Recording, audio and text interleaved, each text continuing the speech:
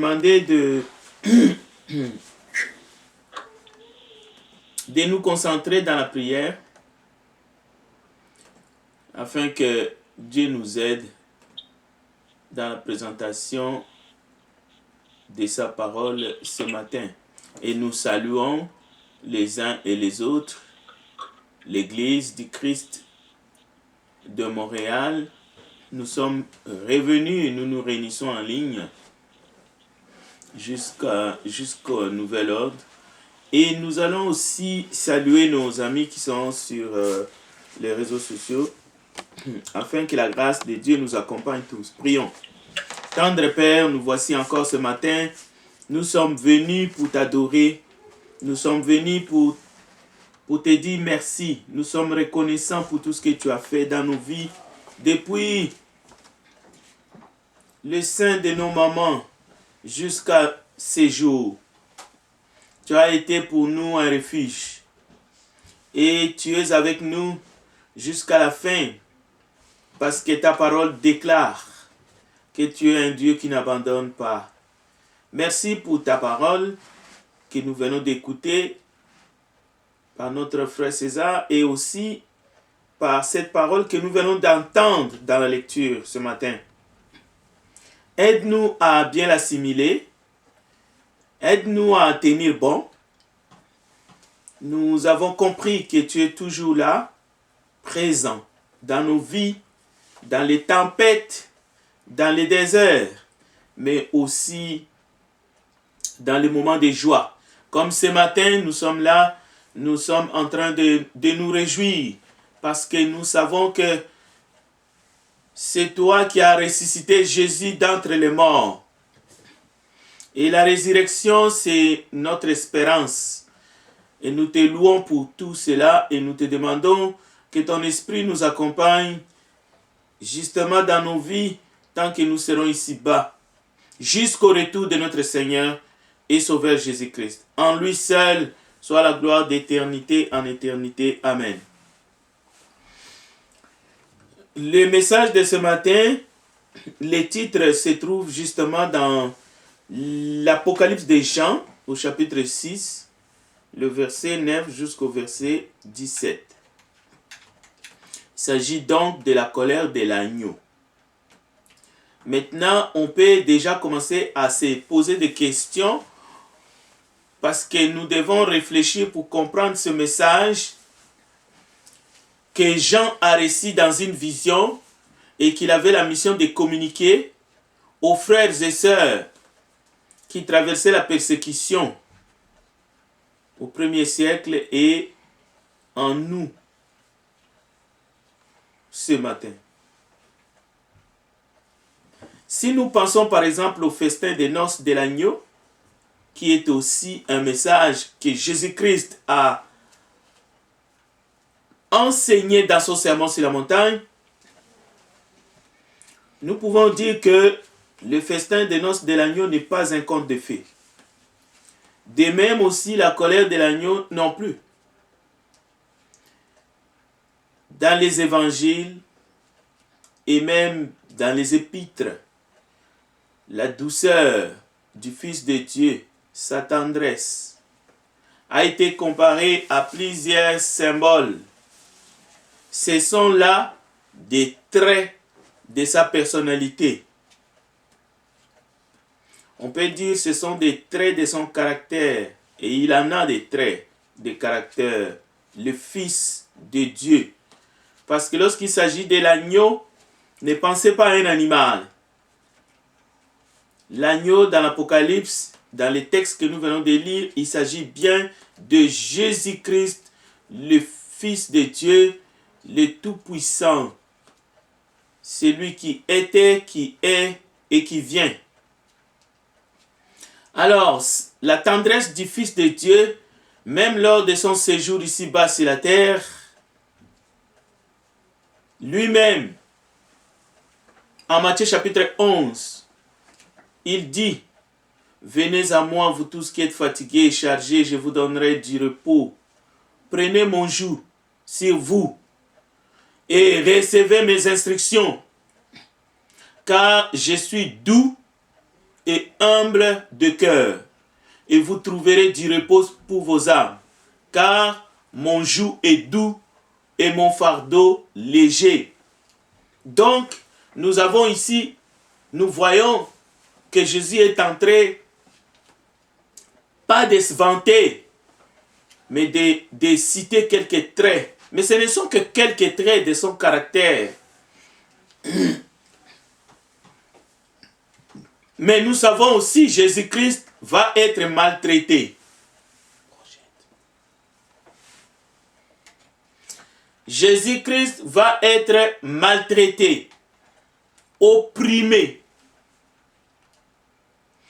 Et la parole nous dit, il n'a point ouvert la bouche, semblable à un agneau qu'on mène à la boucherie, à une brebis muette devant ceux qui l'attendent. Il n'a point ouvert la bouche. Ésaïe 53, le verset 7. Encore des comparaisons. Brebis, pas seulement agneau, mais aussi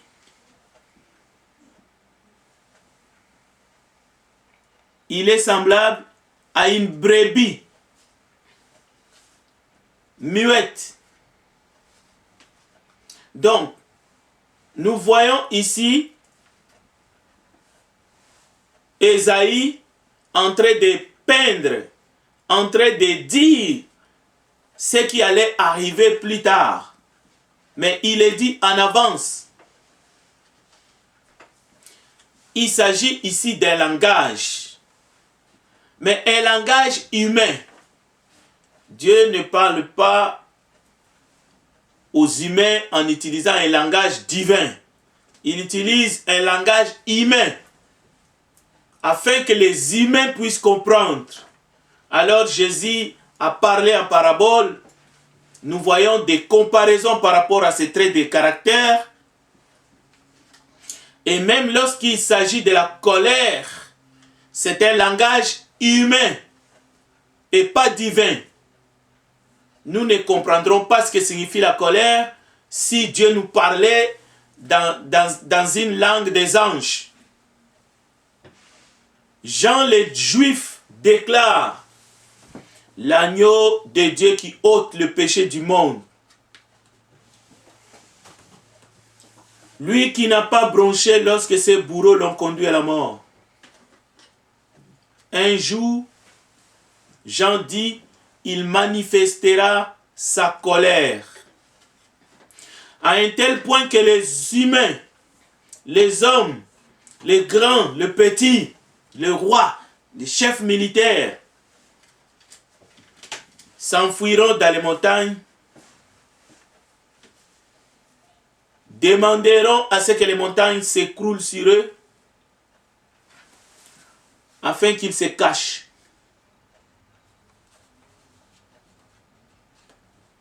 Et au verset 9, nous voyons le verset 9 et 10, les martyrs, ceux qui ont été mis à mort, alors qu'ils n'avaient pas mérité la mort, ou à cause de leur témoignage, à cause du nom de Jésus. Nous voyons dans ces textes, ils réclament quoi? Ils réclament justice. Ils réclament vengeance. Ont-ils oublié les enseignements de Jésus sur le pardon?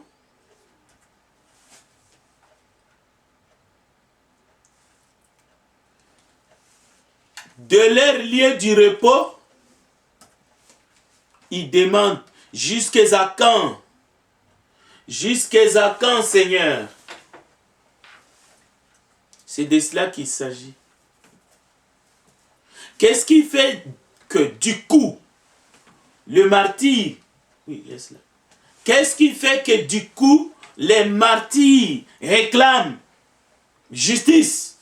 Les martyrs réclament vengeance. Alors que le sang d'Abel crie vengeance. Mais nous savons que le sang du Fils de Dieu, le sang de l'agneau, ne crie pas vengeance. Mais son sang crie pardon. Peuple de Dieu, chers bien-aimés, alors que dans plusieurs villes du monde, vous trouverez une statue, soit d'un disciple, d'un apôtre du Seigneur, peint, orné, au-dessus des cathédrales, comme le frère a dit tout à l'heure, dans l'étude, tenons bon encore. C'est le Seigneur qui le dit d'ailleurs. Et nous chantons, tenons nos lampes prêtes. Enfants de Dieu, tenons bon.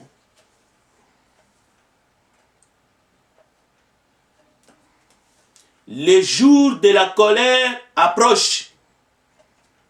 Quoique les gens du monde aient voulu ignorer le message de l'évangile qui est prêché, la bonne nouvelle du salut de Jésus-Christ, quoique les gens ont choisi de tourner le dos à la foi chrétienne, parce qu'il y a plusieurs types de foi, ils n'ont pas voulu croire au salut. Maintenant, un jour viendra où ils seront forcés de croire à la colère de l'agneau. Les moqueurs seront confrontés à la colère de l'agneau. Comme au temps de Noé,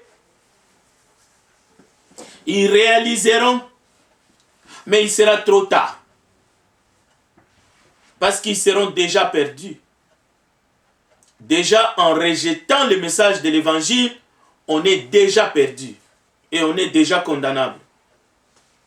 Mais ce n'est pas encore une condamnation définitive. La vision nous montre un temps terrible où le cri ne servira plus à rien. C'est comme au temps de Noé, lorsque la porte de l'arche étant fermée par la main de Dieu, pour ceux-là qui étaient dans l'arche, ils étaient à l'abri. Mais pour ceux qui étaient en dehors de l'arche, ils n'avaient qu'à faire face au déluge. La Bible dit, tout œil le verront. Tout œil le verra, même ceux qui l'ont percé. Aujourd'hui, le Seigneur est assis sur son trône à la droite du Père. L'agneau de Dieu qui ôte le péché du monde, autrefois méprisable par les ennemis de l'Évangile, il est toujours l'agneau de Dieu au moment où nous prononçons ces paroles. Mais son apparence a changé. Mais le temps de grâce n'est pas encore arrivé à son terme. Mais cette parole, ce message nous révèle à quel temps nous sommes. Quelqu'un dira, mais un Dieu d'amour, pourquoi s'irrite-t-il encore contre son humanité? Est-ce qu'un agneau, tel que nous connaissons l'animal, peut-il se mettre en colère? Pourquoi est-ce qu'un Dieu saint, un Dieu d'amour, un Dieu de consolation, pourquoi déversera-t-il encore son courroux sur l'humanité incrédule? Eh bien, le bon Dieu veut épargner tout le monde de la colère de l'agneau. C'est pour cela il est dit dans Jean chapitre 3 verset 36, celui qui croit au Fils a la vie éternelle. Celui qui ne croit pas au Fils ne verra point la vie, mais la colère de Dieu demeure sur lui. Dans Romains chapitre 5 verset 9, Dieu parle un langage humain aux humains. Pour que quelqu'un ne dise pas « je n'ai pas compris » ou « je n'ai pas entendu ». Romains chapitre 5, verset 9. À plus forte raison donc maintenant que nous sommes justifiés par son sang, serons-nous sauvés par lui de la colère. Donc, Dieu tient à épargner tout le monde de la colère de l'agneau. 1 Thessaloniciens chapitre 1 verset 10 renchérit que lui, Jésus, qui nous délivre de la colère à venir. Donc la délivrance, la vraie, pas les fausses délivrances. On est délivré de ceci, de cela, on est délivré des blocages. Non, pas ça. Ça, ce sont des charlatans. On n'est pas délivré des blocages. On est délivré de la colère à venir. La colère de l'agneau, la colère de Dieu. Encore une fois, l'agneau de Dieu a-t-il vraiment raison de se mettre en colère? Ésaïe nous répond. Ésaïe chapitre 66, les versets 15 à 17, deux versets. Ésaïe ajoute, car voici, l'Éternel arrive dans un feu et ses chars sont comme un tourbillon. Il convertit sa colère en un brasier et ses menaces en flammes de feu. C'est par le feu que l'Éternel exerce ses jugements. C'est par son glaive qu'il châtie toute chair. Et ceux que tuera l'Éternel seront en grand nombre. Ceux qui se sanctifient et se purifient dans le jardin au milieu desquels ils vont un à un, qui mangent de la chair de porc, des choses abominables et des souris, tous ceux-là périront, dit l'Éternel. Nous avons ici une prophétie qu'il faut examiner et comprendre. Ésaïe ne peut pas nous donner une fausse prophétie.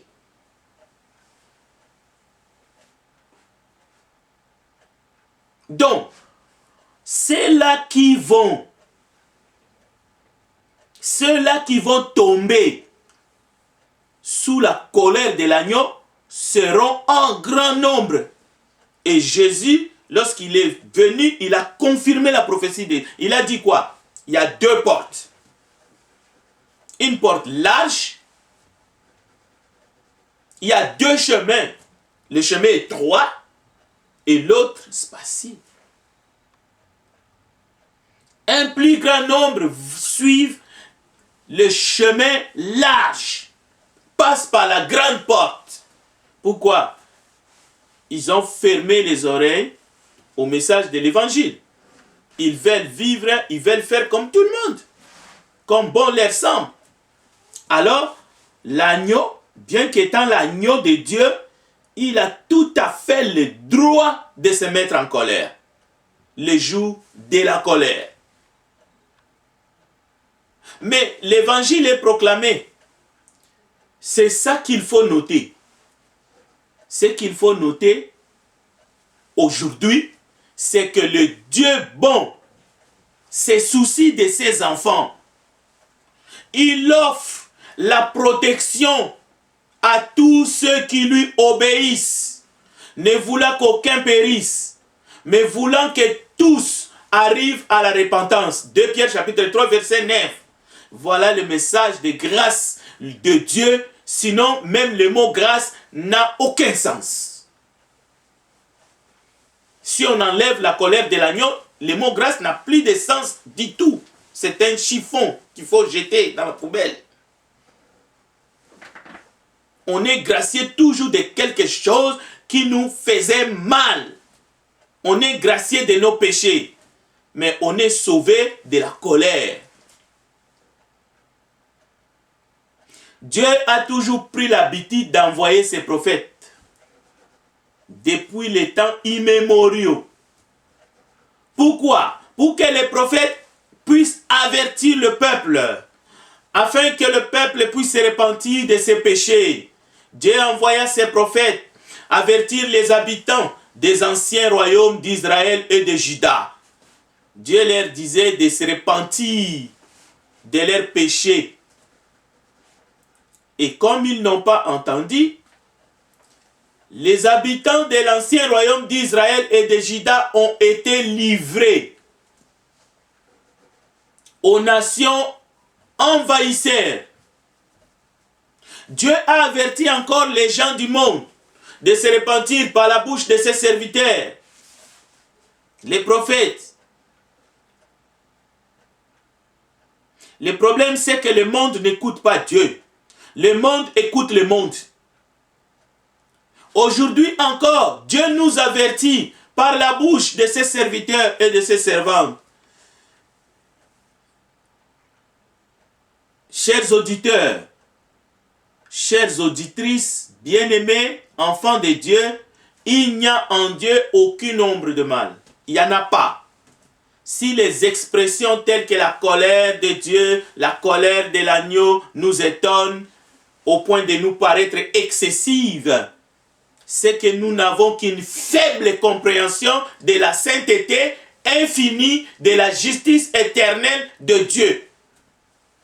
L'amour pur de Dieu, c'est un amour qui est spontané et libre envers sa création, exempt de toute contrainte. Mais Dieu a réservé un jour où sa justice triomphera. Alors, c'est ce jour-là que sa colère, comparée à la colère de l'agneau, nous ferons face. Les gens qui ont cru que Dieu, c'est un thème, Dieu, c'est un sujet de dissertation, alors ceux qui abusent de l'amour et de la grâce de Dieu, écoutons un scribe qui s'appelle Tertius. Tertius, c'est un scribe qui a aidé Paul pour écrire la lettre à l'église au 1er siècle qui était à Rome. Alors, Paul était inspiré du Saint-Esprit, mais il avait un scribe. Et c'est ce scribe-là qui écrivait. Écoutez ce que Paul a dicté à son scribe. Romains chapitre 1, le verset 18. Il est écrit, vous pouvez lire le verset 18, le verset 24, le verset 28. L'assemblée qui était à Rome, c'est parmi les premières assemblées établies au 1er siècle, après l'établissement de l'Église dans ce monde. Alors, la colère de Dieu se révèle du ciel contre toute impiété et toute injustice des hommes qui retiennent la vérité captive. Dieu les a livrés à l'impureté et à une mentalité réprouvée. On s'arrête là, mais vous pouvez continuer la lecture. Donc, il est important pour nous les enfants de Dieu, nous qui aimons Dieu, nous qui professons notre foi à Jésus-Christ, de comprendre que la crainte de Dieu doit avoir une place dans notre cœur. Pourquoi? Dieu, comme nous pouvons le voir, a détourné sa colère du monde. Nous ne sommes pas en train de dire ici que Dieu a mis du feu sur la tête des gens qui sont dans le monde. Non, loin de là, il faut comprendre le message de l'évangile. Le message de l'évangile, c'est le message de la croix. La colère de Dieu s'est détournée des humains et Dieu a dirigé sa colère vers son propre fils à la croix du calvaire. cette colère de Dieu contre le péché s'est abattue sur le Fils. La croix est donc une expression de la colère et du jugement de Dieu contre notre péché. Parce que le Fils n'a point péché. Il a vécu dans ce monde. Il est inimaginable que même à la croix, le Père soit un seul instant en colère contre son Fils bien-aimé. Ce n'est pas de cela dont il s'agit.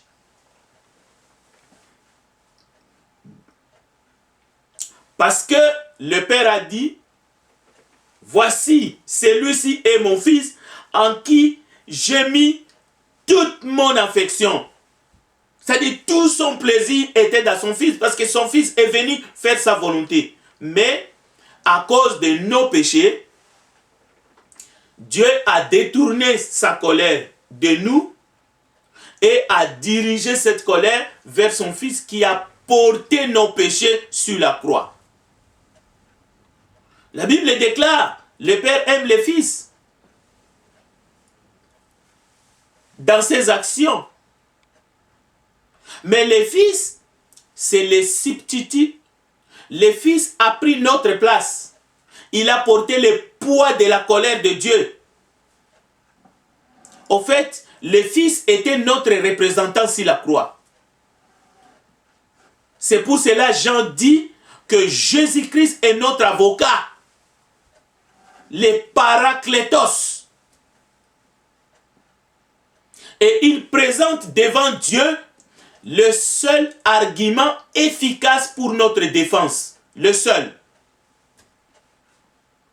En d'autres termes, Jésus-Christ a épuisé la colère de Dieu contre nous dans sa mort. Est-ce que vous comprenez? Pourquoi l'agneau va se mettre en colère les jours de sa colère? C'est parce que malgré tout ce qu'il a fait, les gens de ce monde ne veulent pas venir trouver refuge en lui. Maintenant, il va se mettre en colère. Donc, en Dieu, il n'y a pas une colère sous forme de passion irrationnelle, sans raison. Non. La Bible dit, nous qui étions par nature enfants de colère comme les autres, il nous a rendu la vie avec Christ. Éphésiens chapitre 2, versets 3 à 5. Jean-Baptiste, lorsqu'il prêche la repentance, Jean-Baptiste, les Juifs, il disait donc à tous ceux qui venaient en foule pour être baptisés par lui, race de vipères, qui vous a appris à fuir la colère à venir? Et dans 1 Pierre chapitre 5, verset 8, Pierre exhorte les chrétiens, soyez sobres, veillez, votre adversaire le diable rôde comme un lion rugissant, cherchant qui il dévorera. Résistez-lui avec une foi ferme, sachant que les mêmes souffrances sont imposées à vos frères dans le monde. Alors, comment réagissez-vous en apprenant,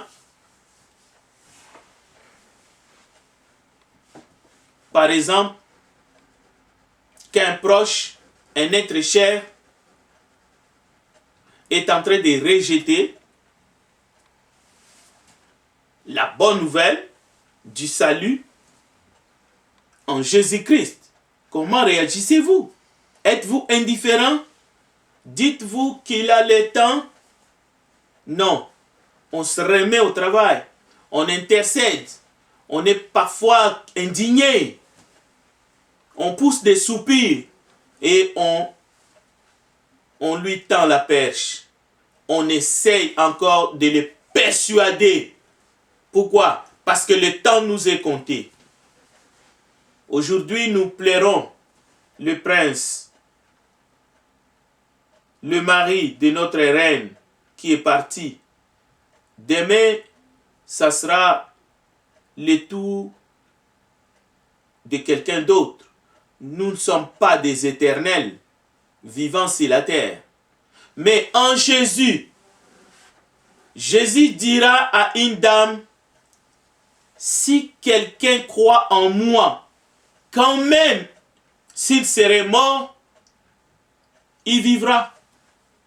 Cela veut dire que Jésus est la résurrection et la vie. Celui qui croit en moi vivra, quand même, il serait mort.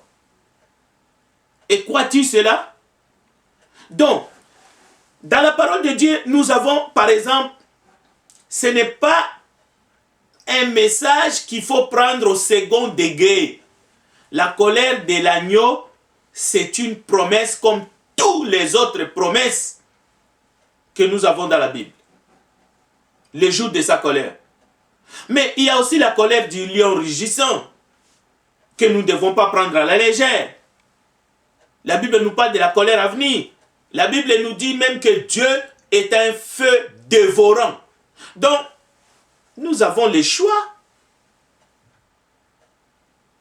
Tout cela se présente devant nous, devant notre face.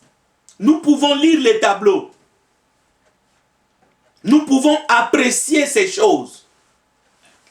Vraiment, c'est les mêmes proportions, c'est la même valeur. Nous devons donner la même valeur à tous ces avertissements. Et avant qu'il ne soit trop tard. Avant qu'il ne soit trop tard.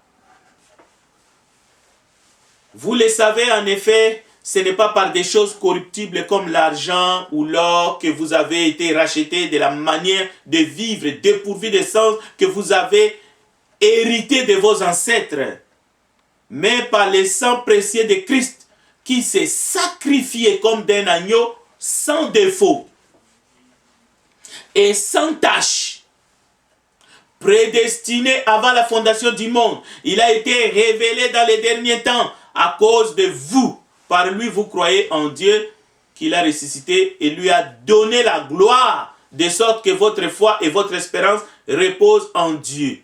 On dit toujours que le discours religieux, c'est un discours qui a du succès chez les indigents. Le discours religieux, c'est un discours qui a du succès chez les fainéants. La religion, c'est l'opium du peuple. Quelque part, ces gens, ils ont trouvé dans une fausse religion le moyen d'insulter même les gloires. C'est le moins qu'on puisse dire. Il y a des embrigadements, des sectes religieux partout dans le monde. Mais la bonne nouvelle n'est pas pour endormir nos sens. Elle est plutôt une puissance pour le salut de quiconque croit, du juif premièrement, puis du grec. Alors si les juifs et les grecs se sont convertis par la puissance de l'évangile, tout peuple de la terre peut se repentir par la prédication de l'évangile, la bonne nouvelle. C'est de cela qu'il s'agit.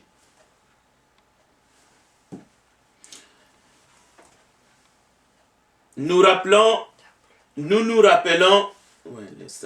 rappelons ici, nous nous dirigeons tranquillement vers la conclusion, nous nous rappelons ici, dans Exode chapitre 12,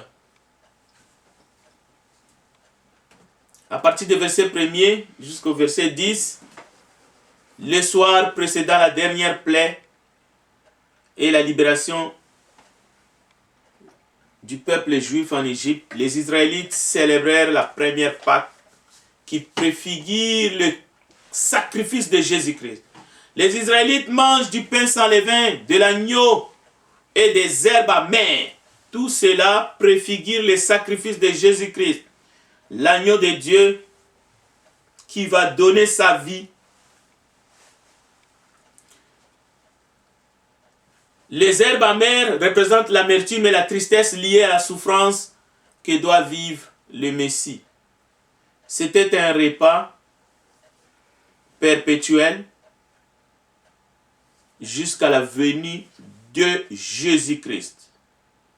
Et Jésus a institué un nouveau repas, le repas du Seigneur, à la veille de sa mort, où il a rassemblé ses disciples, il les a lavé les pieds, et il leur a donné le pain sans levain et les fruits de la vigne.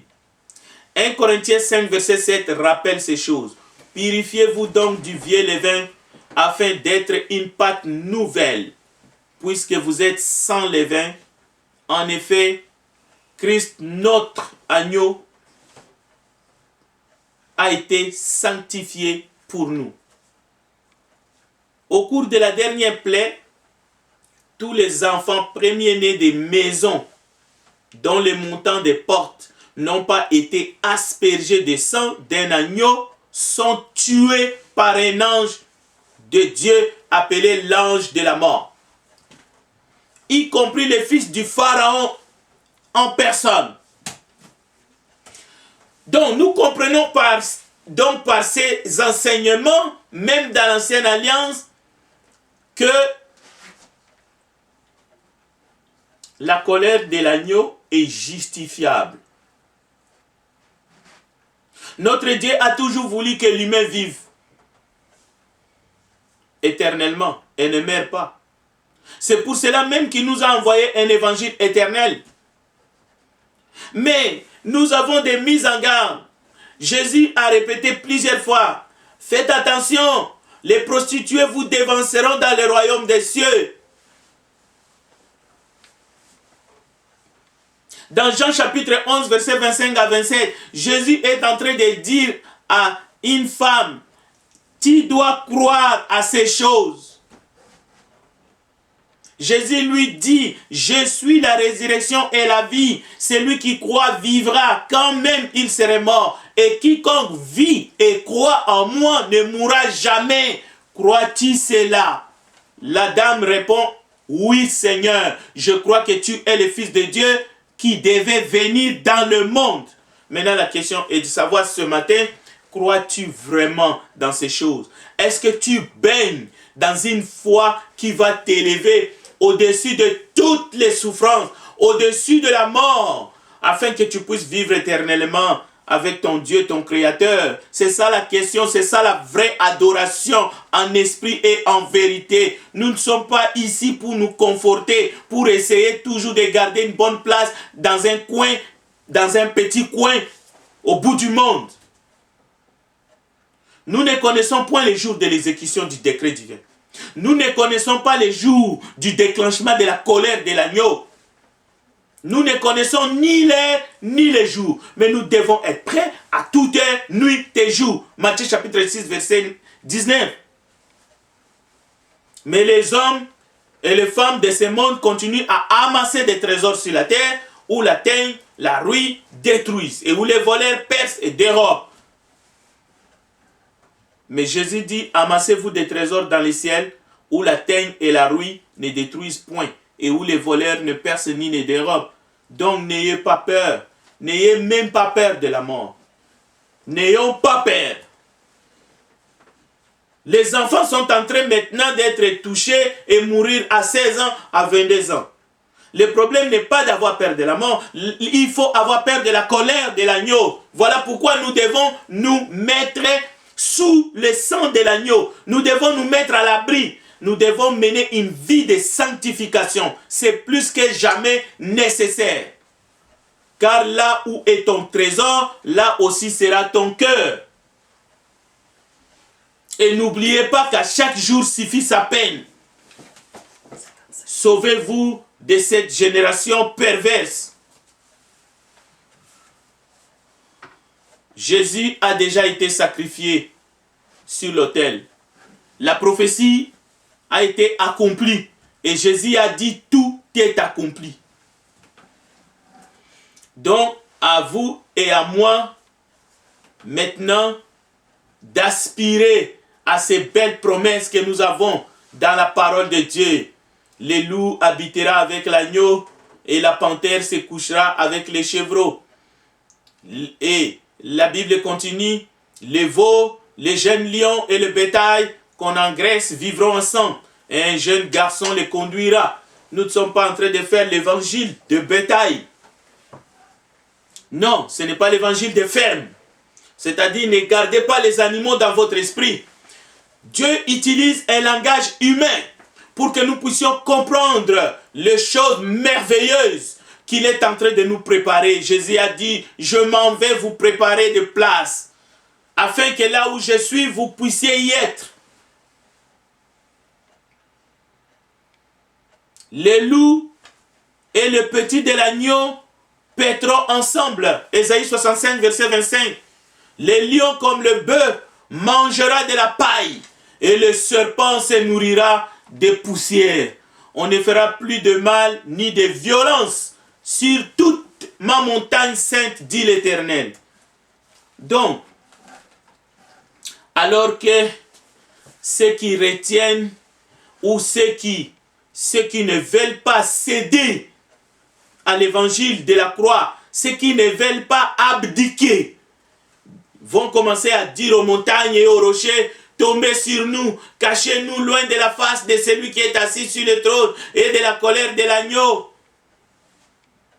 Alors que le mauvais riche dira à Père Abraham, dit au jeune homme de tremper son doigt dans l'eau et qu'il puisse mettre quelques gouttes, Lazare, afin que je puisse me désaltérer. Certains accepteront d'obéir et confesser le nom de Jésus ce matin. Certains accepteront de se faire baptiser pour le pardon de leurs péchés. D'autres régneront pour pouvoir protester, pour pouvoir mieux prospérer temporairement dans ce monde et seront perdus pour l'éternité avec les diables et ses démons. Dieu nous appelle, c'est encore l'ère de la grâce. Faites-vous du bien, faites plaisir à votre âme. Le temps de la patience de Dieu dure. Si le soleil continue à briller au-dessus de nos têtes, si vous attendez encore quelques rires autour de vous, les cloches des cathédrales sonnées de gauche à droite, un peu de la musique dans les autos, sachez que l'année de grâce du Seigneur est encore là. Mais n'oubliez pas, ce soleil ne brillera pas toujours. Regardez, les mains percées du Seigneur Jésus-Christ sont tendues et sa voix devient chaque jour plus insistante et plus persistante. Venez à moi, vous tous qui êtes fatigués et chargés, et je vous donnerai du repos. Cependant, nous terminons en disant, cette patience